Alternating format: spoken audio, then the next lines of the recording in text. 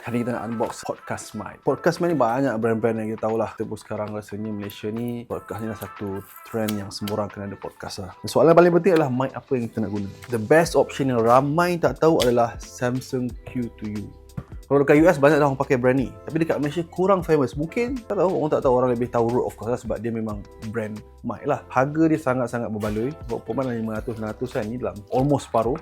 Dan kualiti dia bagi saya lebih sedap daripada Rode. Cuma bentuk dia tak bentuk macam podcast mic yang biasa orang ni lah. Yang paling best, dia XLR dan dia ada USB-C dan dia boleh connect pada audio jack. Dia siap bagi stand gitu tau. Maksudnya keluar beli ni memang dah boleh pakai terus. Cuma yang kelebihan ni adalah dia boleh cocok USB-C dan dia boleh detect as a audio. So siapa nak buat podcast pun boleh. Siapa yang dia buat online training yang nak mic yang sedap, ini boleh terus guna kat Zoom, Google Meet dan sebagainya. Kenapa nak buat podcast, nak kena pakai podcast punya mic?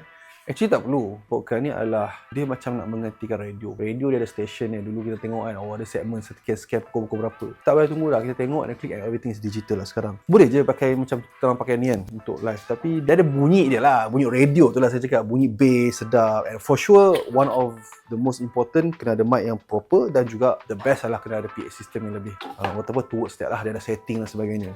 Tapi bila nak start buat podcast ni memang mahal lah kan. Kita punya setup almost 15-20k untuk setup equipment only. So ramai orang tanya saya, nak buat podcast sekarang macam inilah produk-produk brand-brand baru kan, dia nak go jump pada trend podcast, tapi takkan dia orang nak spend 20,000 dengan tak start apa-apa episode lagi. So kalau katalah nak buat podcast, lepas 5 episode dia berhenti, it's a long investment dan kadang tak nampak return kan. So why not kita try dulu. So kita orang ada sewa podcast sebenarnya. Kita punya start murah je, RM250 1 jam. Untuk siapa yang nak start dan sebagainya, bagi saya sewa lebih affordable dan lebih reasonable lah, sebab tak kena beli equipment semua ni kan. So anyway, boleh contact kita orang.